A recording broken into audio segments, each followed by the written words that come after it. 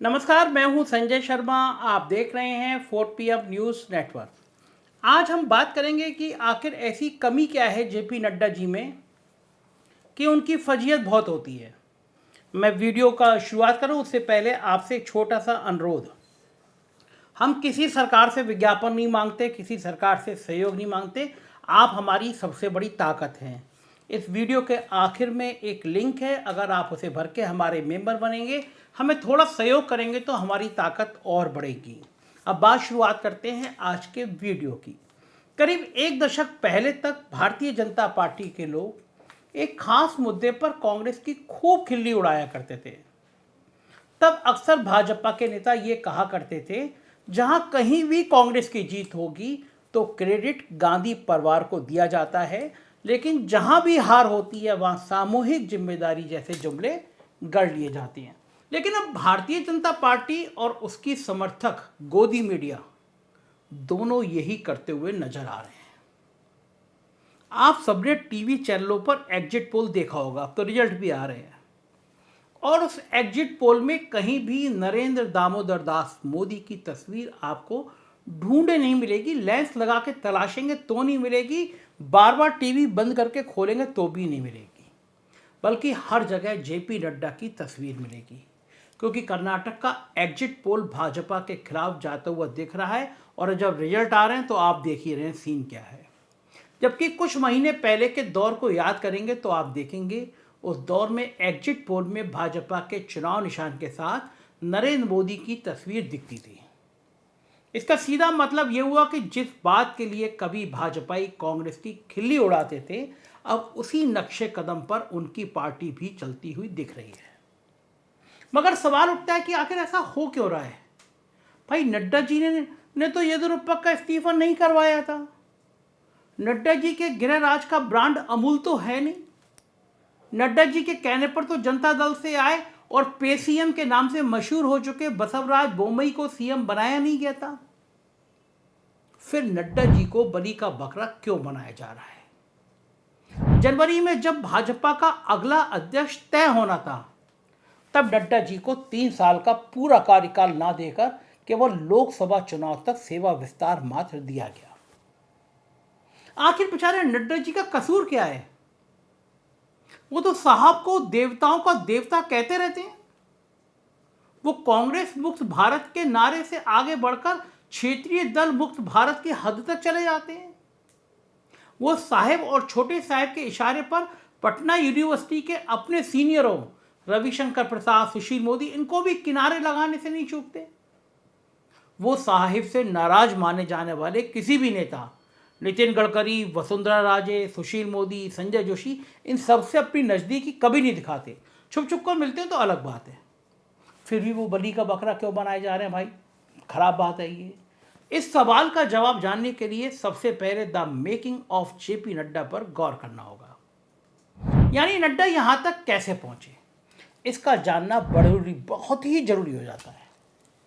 दरअसल नड्डा साहब कहने को ही हिमाचली हैं, मगर हैं वो पूरे 16 आने खाटी पटना वाले।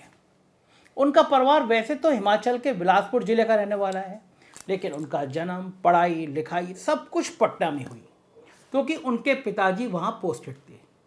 जिस वक्त जेपी आंदोलन चल रहा था और पटना इस आंदोलन का गढ़ हुआ करता था, उस दौर के आसपास ही नड्डा साहब के पिता पटना यूनिवर्सिटी के वाइस चांसलर हुआ करते थे। और आज के जितने भी नेता जो छात्र आंदोलन से निकले, मसलन लालू यादव, नीतीश कुमार, अरुण जेटली, सुशील मोदी, सुषमा स्वराज, राजनाथ सिंह, सुबोध कांसाय, मोहन प्रकाश, पत्रकार संतोष भारतीय, पत्रकार राम बहादुर राय, गोविंदाचार्य, ये सब के सब उनके या तो सीनियर थे या बचपन में ही उनका साथ नड्डा जी को हासिल हो गया था। इसलिए साहब इस बात को बखूबी जानते हैं कि जिसको भी पॉलिटिक्स का चस्का स्कूल कॉलेज से लग गया, यानी स्टूडेंट पॉलिटिक्स से ऊपर आया, उससे सतर्क रहने की ज़रूरत है। वैसे मैं भी स्टूडेंट पॉलिटिक्स में शुरुआत में आ गया था। यानी उसको राजनीति की नस नस पता होती है जो स्टूडेंट पॉलिटिक्स में रहा होता है, जैसे आजकल मुझे पता रहती है। और जिसको राजनीति की नस नस पता है वो साहिब के लिए किसी सर दर्द से कम नहीं है। तभी तो साहिब को राजनेताओं के बजाय आर के सिंह, अश्विनी वैष्णव, हरदीप पुरी, जयशंकर जैसे ब्यूरोक्रेट पसंद आते हैं, या भूपेंद्र पटेल, बसवराज बोम्मई, योगी आदित्यनाथ जैसे राजनेता, या फिर अमित शाह जैसे व्यवसायी बैकग्राउंड से आए हुए लोग। आप देख लीजिए कि भाजपा में आज खांटी पॉलिटिशियन की क्या हैसियत है। क्या हैसियत है राजनाथ सिंह की, क्या हैसियत रह गई है गडकरी की, क्या गत बना दी गई है येदियुरप्पा की, पंख फड़फड़ा रहे देवेंद्र फडणवीस का क्या हाल बना दिया गया, वसुंधरा राजे, शिवराज सिंह चौहान, लक्ष्मीकांत वाजपेयी को किस तरह कोल्ड स्टोरेज में या तो पैक कर दिया गया या पैक किए जाने की तैयारी चल रही है। अब ऐसे में बचे बेचारे नड्डा साहब 2014 में गृह मंत्री बनने के बाद जब राजनाथ सिंह उन्हें अध्यक्ष बनाना चाह रहे थे, तब उनकी जगह अमित शाह को लॉन्च कर दिया गया, क्योंकि तब साहब को पार्टी पर पूरा कब्जा चाहिए था। फिर 2019 में अमित शाह को गृह मंत्री बनाया गया, तब जाकर नड्डा साहब की लॉटरी लगी, लेकिन वह लॉटरी भी एक ऐसे अध्यक्ष के तौर पर लगी जो सिर्फ आदेश का पालन करता रहे। लेकिन जैसा मैंने आपको बताया, नड्डा साहब ठहरे पटना वाले, घात प्रतिघात के इतिहास से सनी मगध की धरती को पैदाइशी, वो भी जेपी के शिष्यों के साथ चाय पकौड़े पर राजनीतिक ट्रेनिंग लेने वाले। अब भला साहेब जब जेपी के शिष्यों गोविंदाचार्य, राजनाथ, नीतीश कुमार, सुशील मोदी, रविशंकर प्रसाद, इन सब पर भरोसा नहीं कर पाते, तो भला उनके जूनियर पर कहाँ से कर लेंगे।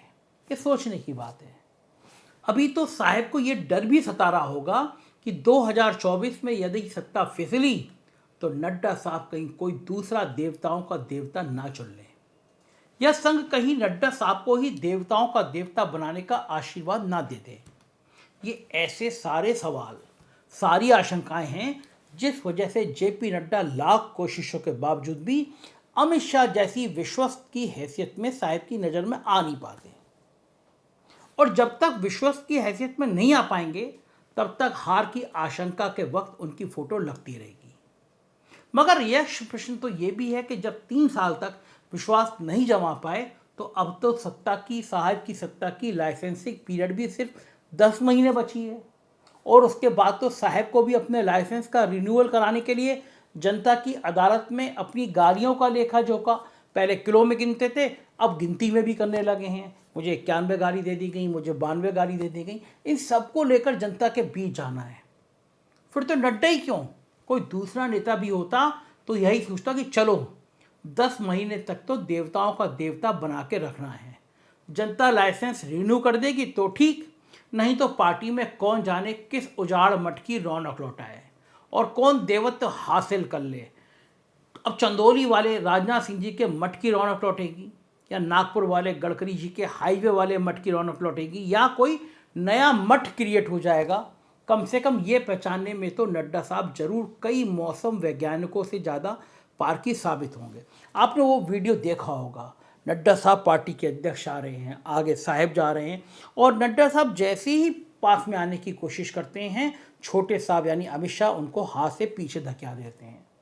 लेकिन हिम्मत तो नड्डा साहब जैसी, किसी चीज़ का कभी बुरा नहीं मानते, देवताओं के देवता की शरण में हमेशा रहते हैं, देवताओं के देवता से आशीर्वाद हमेशा लेते रहते हैं। उन्हें इस बात का कोई सरोकार नहीं है कि कर्नाटक हारे तो बलि का बकरा उन्हें बनाया गया, पहले मोदी जी का चेहरा लगाया गया, पहले साहब का चेहरा लगाया गया, और जब चुनाव का ग्राफ नीचे आया तो चेहरा उनका लगा दिया। राजनीति में इतने निष्ठावान कार्यकर्ता होना भी बहुत मुश्किल होता है, जैसे नड्डा साहब हैं। मुझे यकीन है कि साहब अगली बार से थोड़ा नड्डा साहब का प्रमोशन करेंगे। उन्होंने बहुत निष्ठाएं निभाई हैं, उन्होंने बहुत साहब का साथ दिया है, तो कम से कम अब कुछ दिन 10 महीने तो नड्डा साहब की भी थोड़ी ब्रांडिंग होनी चाहिए। कैसा लगा वीडियो, आप अपनी राय से ज़रूर अवगत कराइएगा। मैं फिर याद दिलाऊंगा, एक मेंबरशिप का फॉर्म भरिएगा। हमारे कुछ और राज्यों में चैनल हैं, 4PM यूपी, बिहार, गुजरात, कर्नाटक, इन्हें भी सब्सक्राइब कराइएगा। शुक्रिया, थैंक यू।